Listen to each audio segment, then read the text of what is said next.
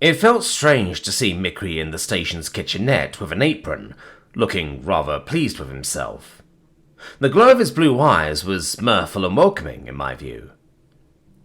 A smile graced his snout, and I marveled at how human the android was becoming.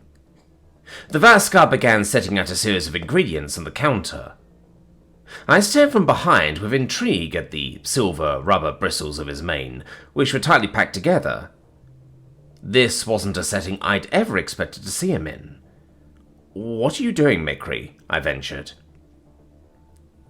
The Vaskar picked up a cooking knife, having to study it to figure out which side was meant for cutting. "You wished for a nice warm meal. Food brings out your pleasure chemicals, so I seek to make you something that is more enjoyable than the nutrition powder we had on Kalka." "It wouldn't take much to beat that ashtray dust. I thought you didn't like the constant burden of our upkeep."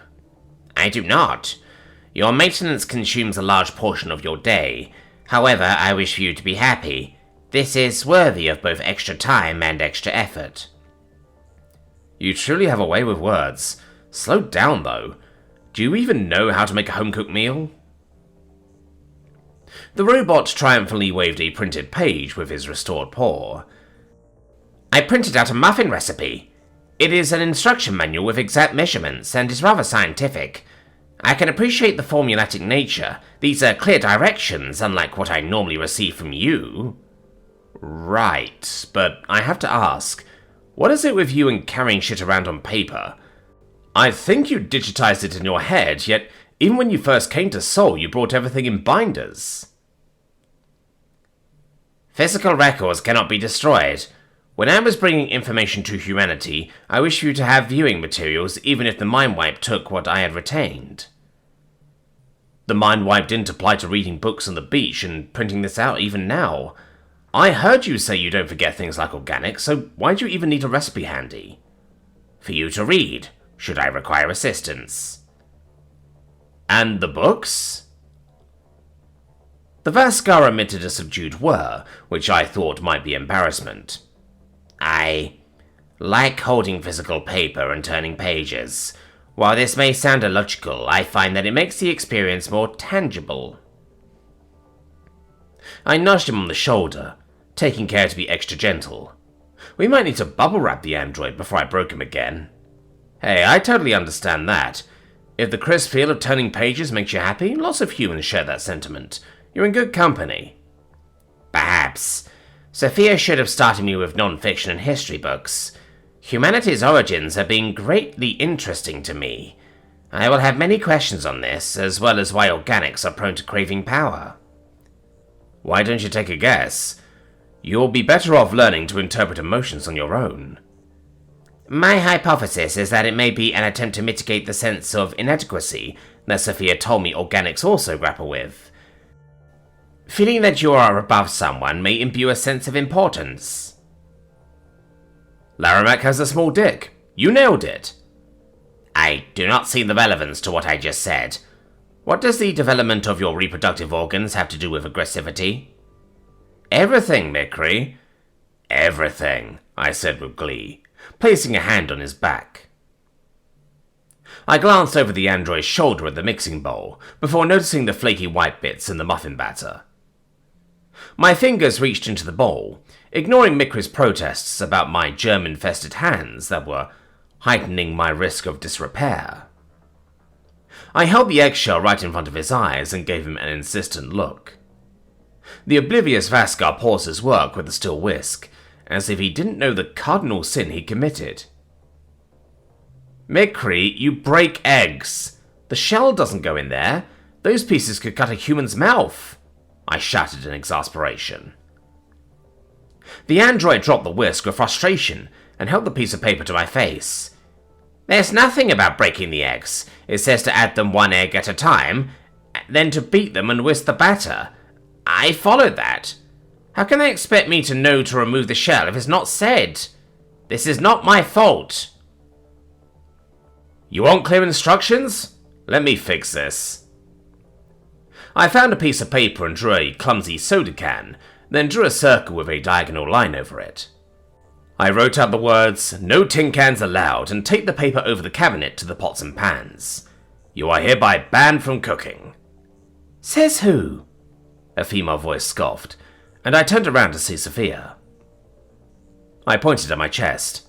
Me! This is a royal edict. Preston Castle.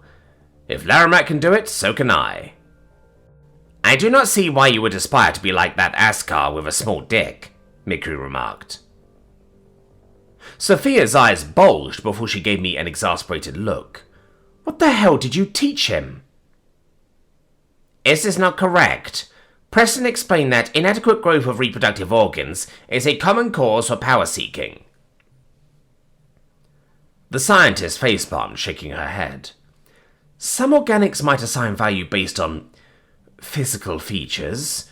A lot of our slang and insults are crass in nature. I wouldn't listen to Preston.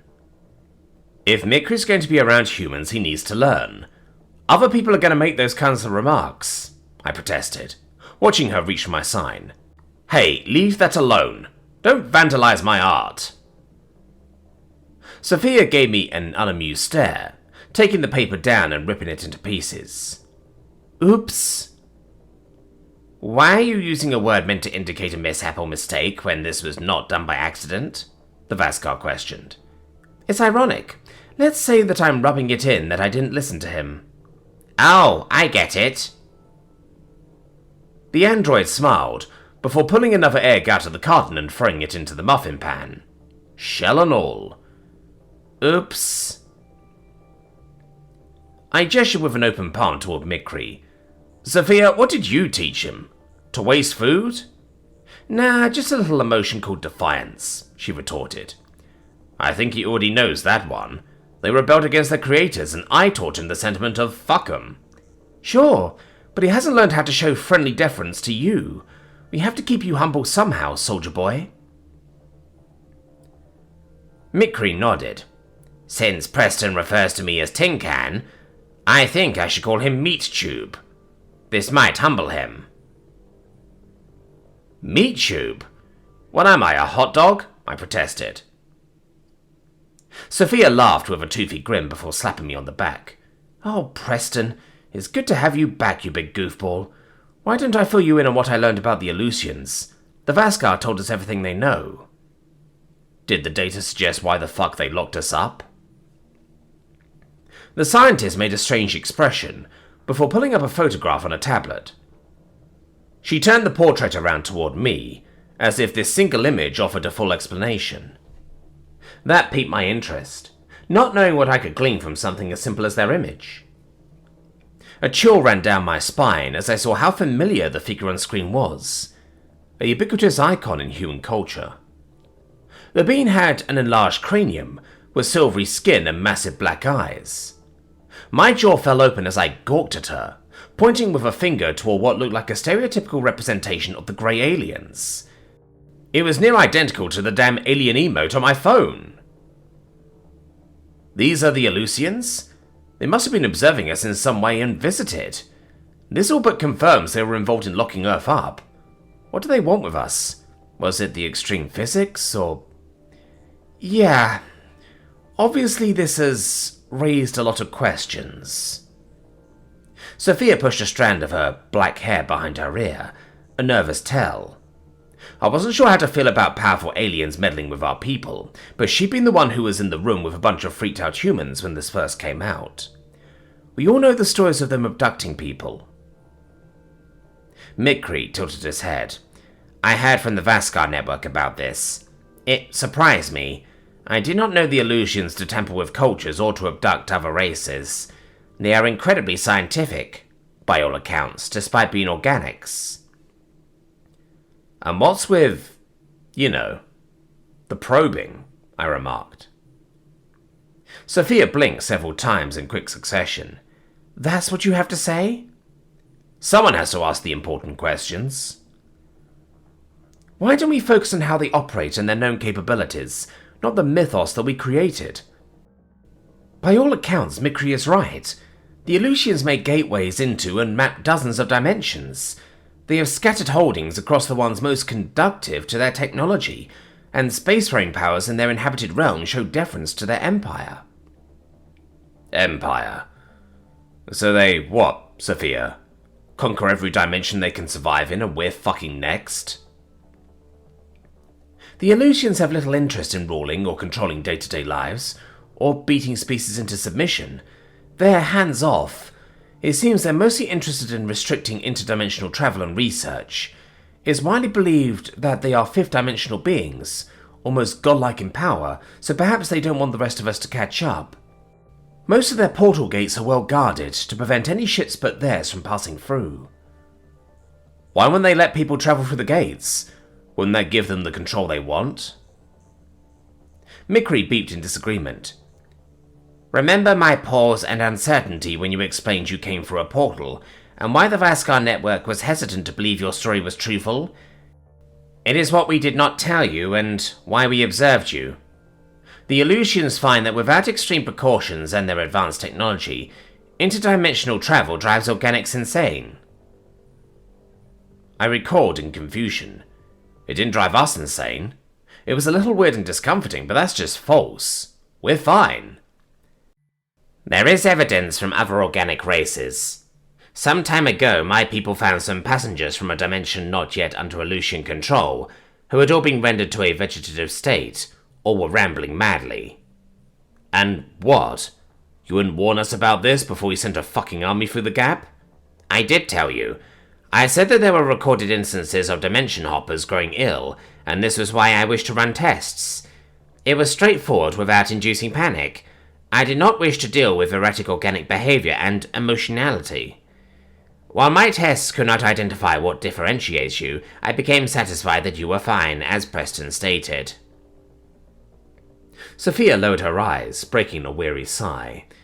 There must be something different about humans, even if it's just our physics. A unique makeup that caused these Aleutians to lock humans up and study us. The question is, to what end? The Vaskar network is uncertain whether you should ask the Aleutians why. They may not like that you are utilizing their portal, which is likely they didn't intend for you to find. It cannot have been expected that a normal species will launch a vast quantity of probes at a barrier with no perceivable differentiation in results. This is not logical. Humans are nothing if not stubborn. I hear you loud and clear, Mikri, I muttered. The Aleutians didn't want us to leave, so we shouldn't announce that we got out. They are way beyond our tech level and might force us not to come back here. Precisely. So we should just wait for them to, what? Come back and start a new science experiment? They'll find the gate sooner or later. The least they could do is explain why. Sophia raised her hands in a placating gesture. The decision is above our pay grade. The implications just recontextualize everything. No shit. I leaned back against the counter, playing back all three of my trips through the gap. There were a few seconds of feeling like I was receiving data from every cell in my body, and like my insides were filled with corrosive acid. After that, it cleared as easily as soap suds being washed up by water. It had been impossible to comprehend the visual stimuli in the portal, except for the certainty that it was not meant for human eyes. It stopped making sense at a certain point, splintering into fragments that condensed infinity down to a single point. It had flooded my mind and spit out an error code, despite having recollection of nothing. The inside of the portal was weird, but it didn't scar me mentally, not like Laramac's torture or anything. I was still thinking the whole time and trying to make sense of it. It didn't drive me insane. Every human has made it through, only dazed for a few seconds. Sophia cleared her throat. I thought you'd want to know. There is one other thing. While it concerns Mikri, I want you to hear it too, due to your personal issues. I folded my arms. Oh? If Mikri wants therapy, I'm happy to give him my sessions. I learn about my feelings enough from you two, the robot countered. I do not know what this is that concerns me, unless it is to aid my research into human longevity. It's about our previous discussions to have you understand your creators better, Sophia ventured, making me flinch. I did as you asked. I understand that the Askar are cruel and horrible people. You're right, but now more than ever, it's important to remember what was said before this. We are better, even if they're not.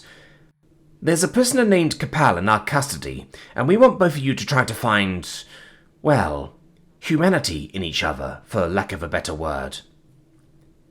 After what happened to Preston, you are asking me to be friends with a creator? Not only do I not want that, but my meet-you friend would not either. I'll be more than willing to make them suffer as he did, especially if this will help to fix his pain. No, I snapped. I wouldn't do that to anyone but Laramac. Sophia took my hand and squeezed it, trying to comfort me. I'm sure this is hard for you to talk about, but I wouldn't ask Mikri to do this without your blessing. I care about you. If it wins any points for Kapal, he refers to the prince as Laramac the Insane. I doubt he's a fan of the guy. Laramac the Insane. Huh. Maybe he went through a portal. I forced myself to joke, though I was a bit shaken. I'm serious, Preston. I think it'd be worthwhile to try to get some Askar on our side, and there's not a more lovable android than Mikri, but the decision starts and ends with you. I could see the Askar faces surrounding me in the lab, gleeful at my suffering. My breathing became strained as I tried to force myself to think enough to make a decision. Mikri had to be taught that it wasn't okay to be like them, and how to have sympathy for non-human organics. As much as I burned at the thought of seeing his creators, having them turn on Laramac would be in our interest. We needed to unify this universe if we were going to even think about dealing with the Greys. Eleusians. Abducting us? What was wrong with this dimension? Gods locking us up and insane princes wiping sapient AI for feeling love.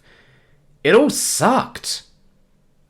If we had met Mikri and been able to help his people, I'd regret ever going through the gap. But had we not, Laramac would have wiped out the Vaskar. We have to protect and teach them, regardless of the personal cost. I found myself nodding several times. Mikri should meet Kapal and study him in the same way he did with us. Maybe there's a few Askar out there worth saving. Sodom and Gomorrah style.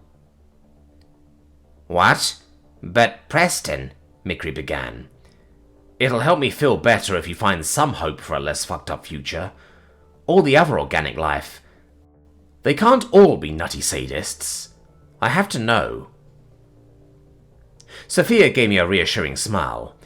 It'll be a long road to healing, but Preston is right. If there's one good apple, it's worth pulling them out of the bunch. It would at least bring closure to understand why they act as they do. If that's really what I must do to alleviate Preston's pain and to fulfill human wishes, Mikri replied with a glum whirl. Think of how great it was when we became friends, even though you didn't believe it was possible. This could be a good thing. Go into it with an open mind and try to enjoy Kapal's company. Enjoyment cannot be forced. I do not even know what I am supposed to say or do. Despite my dissatisfaction, I will seek to learn enough about the Creator to satisfy your curiosity. Excellent. Humans often get unpleasant things over with so they don't have to dread it. Why don't we go get this done, and you can report back to Preston? Fine, Mikri frowned, and wrapped me in a tight hug. I am sorry about the muffins. I did not succeed in crafting nourishment to elevate your mood. I gave him a gentle pat on the back, trying to draw strength from his still frame. It's the thought that counts. You elevate my mood, Mikri, and don't you ever forget it. I do not forget things. I'll see you later, Preston, and I'll miss you the whole time I'm gone. I shoved my hands in my pocket as the android departed, and resigned myself to cleaning up the mess he'd left in the kitchenette. I suppose the recipe had skipped that step as well, though I didn't mind. It was something to preoccupy me from imagining that meeting with Kapal, and letting my mind stroll down dark alleys. Any robot that hated organic upkeep but cooked muffins anyway was an angel in my book. I didn't see how anyone couldn't love Mikri, so there was no reason this Askar shouldn't be won over by my favourite tin can.